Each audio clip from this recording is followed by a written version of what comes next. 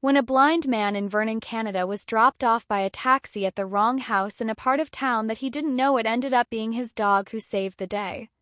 Roland had spent the evening at the Army and Navy Club. At around 11 p.m. he and his guide dog Dodger were ready to go home.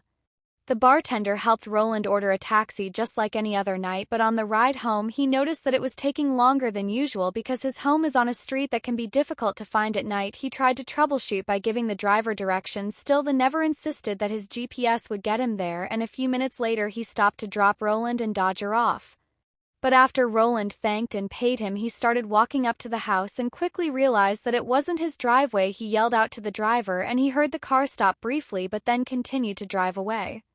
And at that point it seemed that Roland was stranded without any idea where he even was, but what he did have was Dodger, so without any other options he put his work harness back on and just said, "Dodger, find a way home."